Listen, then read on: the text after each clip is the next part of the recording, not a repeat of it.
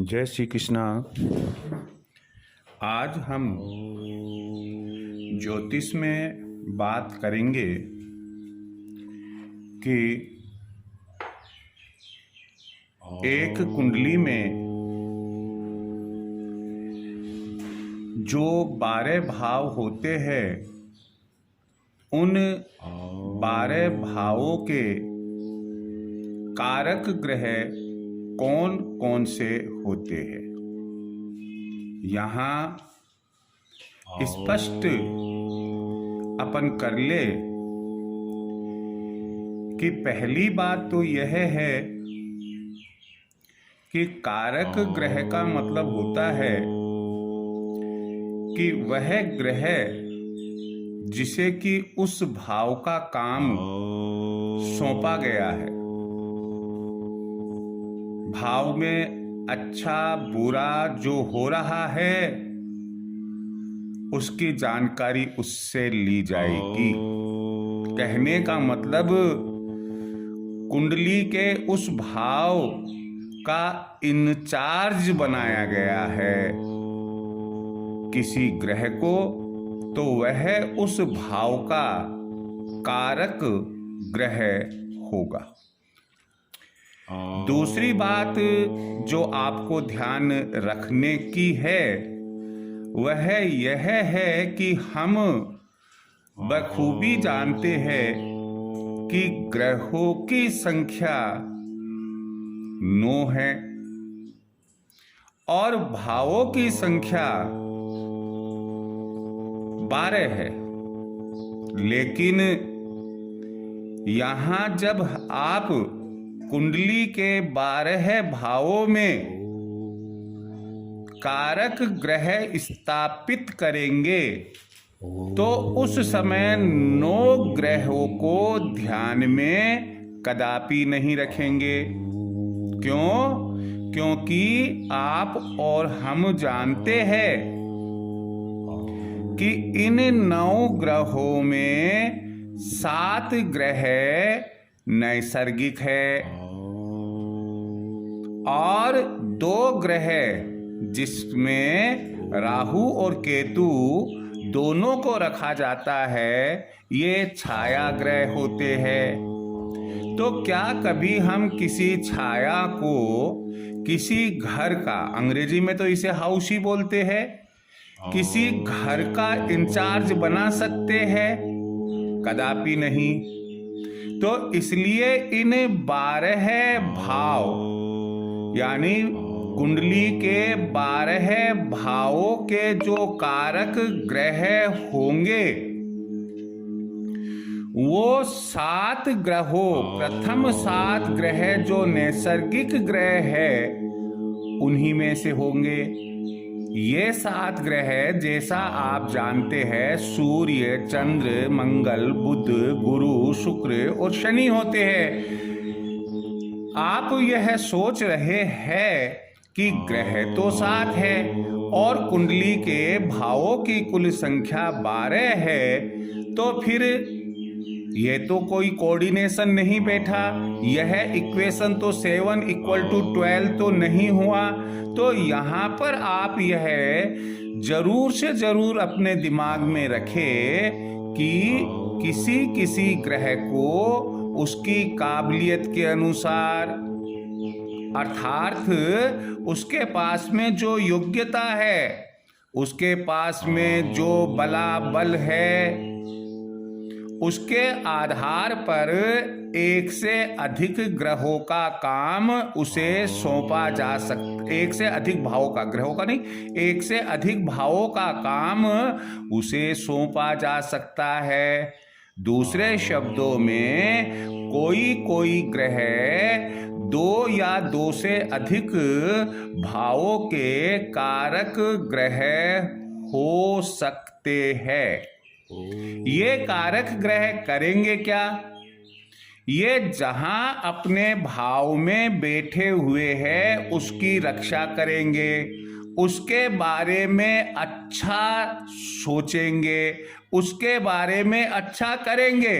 क्योंकि जब भी इनसे रिजल्ट मांगा जाएगा और मालूम पड़े कि इंचार्ज तो खुद ब खुद ही गबन कर रहा है, खुद ब खुद ही गलतियां कर रहा है, खुद ब खुद ही उस भाव में आने वाले ग्रहों से रिश्वत ले रहा है। भाई देखिए, ये जो व्यावहारिक पहलू बताए हैं, यदि कोई कारक ग्रह जिस भाव का है वह अगर ऐसी गलती करता है तो निश्चित रूप से फिर उस जातक का कोई ऋणी धनी नहीं होगा। कहने का मतलब उस जातक की क्या स्थिति होगी, आप और मैं दोनों ही नहीं कह सकते। यहाँ मैं आपको एक बात और स्पष्ट कर दूं, मैंने अपने इस चार्ट में नीचे ही नीचे त्रिक भाव भी लिखा है। ये एक कुंडली में 3 भावों को त्रिक भाव कहते हैं। वो 3 विशेष भाव कौन कौन से हैं? पहला भाव है छठा भाव, दूसरा है 8वां भाव और तीसरा है 12वां भाव। आप सोच रहे होंगे कि ये जो त्रिक भाव है इन्हें क्यों यहाँ लिखा गया है, उसके पीछे लॉजिक है।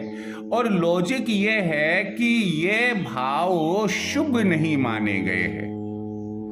जैसा कि अगर आप ज्योतिष और कुंडली में जानकारी रखते हैं, आप अच्छे से जानते हैं कि छठा भाव मोटे तौर पर ऋण और रोग का होता है, 8वां भाव आयु से संबंधित होता है और 12वां भाव व्यय से संबंधित होता है। इन तीनों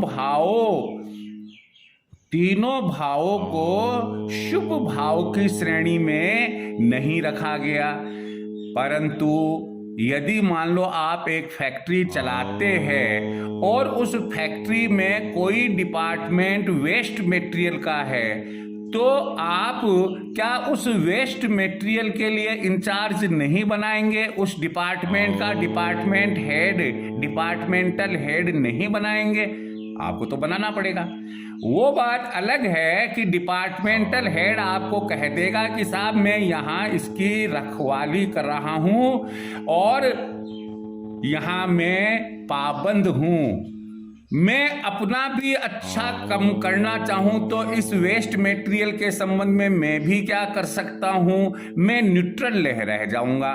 जैसे मान लो छठे भाव का कारक ग्रह मंगल, हम एक उदाहरण लेते हैं और ये खुद यहाँ पर बैठे हुए हैं, ये खुद मंगल ग्रह है, तो हम यह कह सकते हैं कि मंगल इसको और ज्यादा दूषित नहीं करेगा।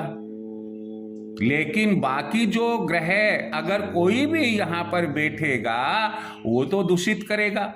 मंगल तो उनसे और रक्षा करने की कोशिश करेगा, लेकिन मंगल हो सकता है कि अपने अच्छे प्रभाव चाहे नहीं दे पाए, चाहे वह उच्च का मंगल ही क्यों ना हो। तो यहाँ हमें इस बात को ध्यान में रखना है कि कारक ग्रह एक से अधिक भावों के लिए भी कोई ग्रह कारक ग्रह हो सकता है। उसके बलाबल और उसकी पोजीशन के आधार पर कार्यभार कुंडली के 12 भावों में उसे सौंपा गया है, सौंपा जाता है। चलो अब हम चूंकि कारक ग्रह क्या होते हैं और ग्रह किन किन को हम कारक ग्रह बनाएंगे, मानेंगे, इन पर तो चर्चा कर ली। अब हम थोड़ा जरा एक नजर एक कुंडली पर डाल ले, जो नमूने की कुंडली, सैंपल कुंडली आपके लिए मैंने बनाई है, उस पर डाल ले। उस पर विचार करने के पहले और समझने के पहले कि भावों के कारक ग्रह कौन से कैसे होते हैं, आपसे मैं कहना चाहूँगा कि चैनल सब्सक्राइब नहीं किया है, सब्सक्राइब करें और आप यह जो एपिसोड है वह पूरा देखें, ताकि यदि आप एक लर्नर है, देखिए आप एक स्टूडेंट भी हो सकते हैं, आप कोई विद्वान पुरुष भी हो सकते हैं। मुझे नहीं मालूम कि आप कौन हैं, क्या चीज मेरी इसमें सुनना और देखना चाहते हैं, लेकिन मैं उन सभी स्टूडेंट्स के लिए और लेमैन जो कि कुंडली में क्रियोसिटी रखता है, कुंडली बनाने के लिए, कुंडली का फलादेश लेने देने के लिए, मैं उन तमाम कैंडिडेट्स को व्यूअर्स को यह कहना चाहूँगा कि यदि वो ये देख रहे हैं, दे मे बी स्टूडेंट्स, वो ज्योतिष के स्टूडेंट्स भी हो सकते हैं, वो यदि ये देख रहे हैं, सुन रहे हैं, तो सरलता से जो मैंने अपना लिपिबद्ध किया है इस एपिसोड को, उसे खूब अच्छे से समझने की कोशिश करें। ध्यान रखें, practice makes a man perfect. Practice जितनी करेंगे आप, उतना ही आप में परफेक्शन आएगा। और यह प्योर 100% ऐसी गणित है। ज्योतिष दो भागों में बटा हुआ है, एक गणित और दूसरा फलादेश। तो फलादेश तो बाद की चीज है, पहले गणित आपको अच्छे से आनी चाहिए। आपको मालूम होना चाहिए कि कौन सी कुंडली कैसे बनाई जाती है, कौन सा ग्रह, कौन सा भाव क्या काम करता है, कैसे लिखा जाता है, कैसे बनाया जाता है। तभी आप कहीं फलादेश के बारे में सोच सकते हैं। कोई भी स्टूडेंट कभी भी ये कोशिश ना करे कि मैं फलादेश के बारे में पहले सोचूंगा और ज्योतिष का गणितीय भाग बाद में देखूंगा। अन्यथा नीम हकीम खतरे जान, अध जल गगरी छलकत जाए। तो पूरा ज्ञान ना होने के कारण फलादेश आपका गलत भी हो सकता है। इस ओर आप ध्यान रखें। चलो अपन अपने बिंदु पर आते हैं। एक मैंने मेष लग्न की कुंडली यहां बनाई है और ये जो 1 2 3 4 5 ये जो लिखा है मैंने, ये राशियां है। और अब इसके अंदर मैं आपको ये बता ही दूं कि ये फर्स्ट हाउस है, ये सेकंड हाउस है, ये थर्ड हाउस है, ये फोर्थ हाउस है, ये फिफ्थ हाउस है, ये सिक्स्थ हाउस है, ये सेवंथ हाउस है, ये 8th हाउस है, ये 9th हाउस है, ये 10th हाउस है, ये 11th हाउस है और ये 12th हाउस है। इस तरह से ये जो रोमन में मैंने लिखा है, ये रोमन नंबर सिस्टम में जो मैंने लिखा है, ये हाउसेस के लिए लिखा है। और जो इंग्लिश नंबर्स लिखे हैं 1 2 3 4 काउंटिंग नंबर्स लिखे हैं, ये राशियों का प्रतिनिधित्व कर रहे हैं। मेष राशि, वृष राशि, मिथुन राशि, कर्क राशि और इसी प्रकार से मीन राशि तक ये बता रहे हैं। यहां मैं आपको बता दूं कि ये लग्न तो कुछ भी हो सकता है। जातक के जन्म के समय का जो लग्न होता है वही लिखा जाता है। ये तो एक हमने नमूने के रूप में लिया है कि अगर मेष राशि का लग्न हो तो ऐसी परिस्थिति में यह हाउसेस क्या होंगे। तो यहां पर पहले भाव का, अच्छा लग्न कोई सा भी हो, मैं एक बात और बता दूं, लग्न कोई सा भी हो, परंतु भावों के कारक जो है, भावों के कारक ग्रह जो है वो तो यह के यही रहेंगे। अर्थात पहले घर का कारक ग्रह सूर्य ही रहेगा। तो यहां फर्स्ट हाउस का कारक ग्रह सूर्य है, सेकंड हाउस का कारक ग्रह गुरु है, थर्ड हाउस का कारक ग्रह मंगल है, फोर्थ हाउस का चंद्र है, फिफ्थ हाउस का गुरु है, सिक्स्थ का मंगल है, सेवंथ का शुक्र है, 8th का शनि है, 9th का गुरु थोड़ा वर्टिकली लिखा गया है। 10th में 4 ग्रह मौजूद है, चारों ग्रह 10th हाउस के कारक ग्रह होते हैं। सूर्य है, बुध है, गुरु है, शनि है। और 11th हाउस का कारक ग्रह गुरु है और 12th हाउस का कारक ग्रह शनि है। यहां हम यदि इसको एक सारणी बनाकर व्यक्त करना चाहे कि किस ग्रह को कितने ग्रहों की कितने भावों की जिम्मेदारी सौंपी है, तो हम यह कहेंगे कि सबसे ज्यादा जो जिम्मेदारी सौंपी गई है वो सौंपी गई है गुरु को। सबसे ज्यादा जो जिम्मेदारी सौंपी गई है वो गुरु ग्रह को सौंपी गई है, जिसके पास 5 भाव है। 5 भाव कौन कौन से है? सेकंड हाउस है 1, 5th हाउस है 2, फिर उसके बाद में 9th हाउस है 3, 10th हाउस है 4, 11th हाउस है 5। तो 5 भाव लेकर 5 भाव का कारक होकर गुरु यानी कि बृहस्पति जो है वह पहले स्थान पर आता है। दूसरे स्थान पर 3 भावों के साथ शनि ग्रह आता है, जो न्याय के देवता है। शनि ग्रह आता है और शनि ग्रह को 3 भाव कौन कौन से दिए हुए हैं? 8th हाउस दिया है, 10th हाउस दिया है और 12th दिया है। 8th है, ये 10th है और ये 12th हाउस है। फिर उसके बाद में सूर्य के पास में 2 घर है। सूर्य के पास में 2 घर है। कौन कौन से घर है? 1st हाउस और 10th हाउस। 1st हाउस और 10th हाउस। और 2 घर ही मंगल के पास में है। मंगल के पास में भी 2 घर है। तो ये मंगल भी हो गया, ये सूर्य भी हो गया। तो तीसरा बड़ा जो ग्रह माना गया है जिसकी पावर है वो सूर्य मंगल, इन दोनों को लिया गया है। चौथे नंबर पर शेष सभी लिए गए हैं। एक चंद्र लिया गया है जिसके पास में 1 हाउस है। कौन सा है? 4th हाउस है। बुध है जिसके पास में केवल 10th हाउस है और शुक्र है जिसके पास में 7th हाउस है।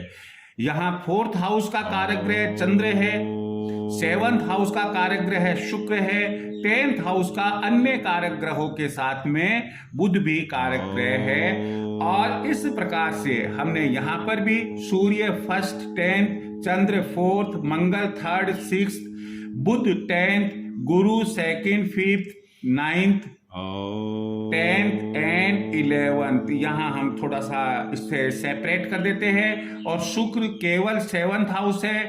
शनि को 8th 10th और 12th हाउस मिले हैं। तो इस प्रकार से सारांश सारणी जो भावों के कारक ग्रह है उसकी भी मैंने आपको जानकारी दी है और त्रिक भाव के संबंध में मैं आपको बता चुका हूं। मुझे उम्मीद है कि आपको भावों के कारक ग्रहों की अच्छी जानकारी हो गई होगी। जय श्री कृष्णा।